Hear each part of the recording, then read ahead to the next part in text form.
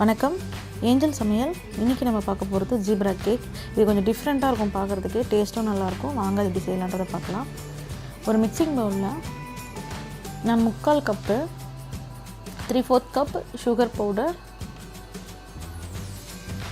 அது நல்லா சளிச்சதுக்கப்புறமா 1/2 கப் வந்து குக்கிங் ஆயில் எடுத்துருக்கேன், 1/4 கப் வந்து தயிர். இது நல்லா கலந்துக்கலாம். நம்ம எந்த கப்பில் அளக்குறோமோ அதே கப்பில் தான் இது எல்லா மெஷர்மெண்ட்டையும் நீங்கள் வைக்கணும். இது நல்லா கலந்துக்கலாம். ஹேண்ட் பீட்டர் யூஸ் பண்ணிங்க அப்படின்னா கட்டி இல்லாமல் நல்லா கிடைக்கும். இப்போ இதில் கலந்ததுக்கப்புறமா நான் 1 கப் அளவுக்கு மைதா மாவு, இதை வந்து நான் நல்லா சலிச்சு எடுத்துக்க போகிறேன்.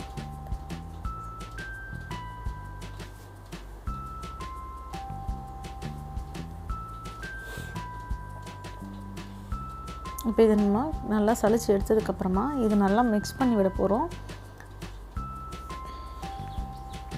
நல்லா கலந்துக்கணும்.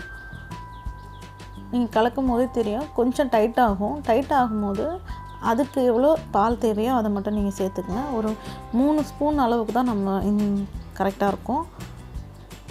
கொஞ்சம் கொஞ்சமாக சேர்த்து அந்த கேக் பதத்துக்கு கொண்டு வரணும்.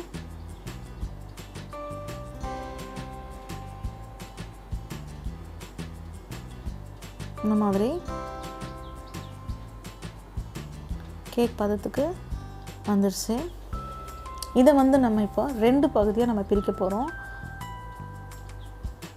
இது ஒன்று, இது ஒரு பாத்திரத்தை, ரெண்டுத்தையுமே நம்ம சரிசம அளவுக்கு நம்ம எடுத்துக்கலாம்.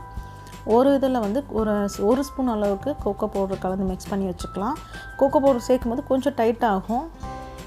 அந்த டைமில் நம்ம 1 ஸ்பூன் அளவுக்கு பால் சேர்த்து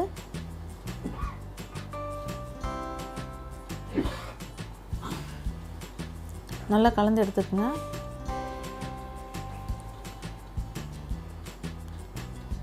இப்போ இது நல்லா கலந்தாச்சு. இப்போ ஒரு பிரெட் பேன் எடுத்துருக்கேன் நான். இதுக்கு இங்கே கிண்ணம் எடுத்தாலும் ஓகே தான். இது ஃபுல்லாகவே நம்ம எண்ணெய் நல்லா தேய்ச்சிட்டு இது மேலே பட்டர் ஷீட் போட போகிறோம். பட்டர் ஷீட் போட்டுட்டு அது மேலேயும் நம்ம ஆயில் அப்ளை பண்ணிடலாம்.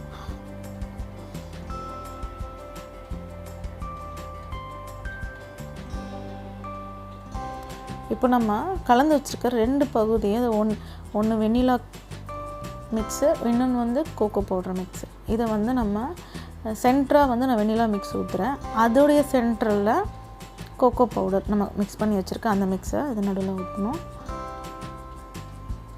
இந்த மாதிரி, அதாவது சரி சமமாக எந்த ஸ்பூனில் இதை ஊற்றுறீங்களோ அதே ஸ்பூனில் ஊற்றணும். இல்லைனா இது கம்மியாகிடும், இல்லைனா அதிகமாகிடும். இந்த மாதிரி நடுவில் ஃபுல்லாகவே நம்ம ஊற்றணும். ஃபுல்லாகவே இதே மாதிரி ஊற்றிட்டு வரணும்.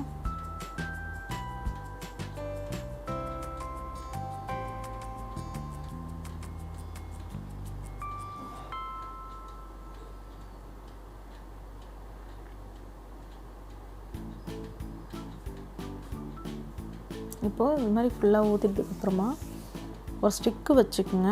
இந்த மாதிரி நல்லா தட்டிட்டு இந்த ஸ்டிக்கு வச்சு இந்த மாதிரி லைட்டாக டிசைன் மாதிரி சும்மா அந்த மாதிரி வரைஞ்சி விடுங்க. இப்போ இதை நம்ம ஒரு பாத்திரத்தில் வச்சு வேக வைக்க போகிறோம். அதாவது இது கரெக்டாக 35 நிமிஷம் இல்லைன்னா 40 நிமிஷத்துக்குள்ளே இது ரெடி ஆகிடும். இப்போ பார்க்கலாம். கேக்கு ஜீப்ரா கேக் ரெடி ஆகிடுச்சு.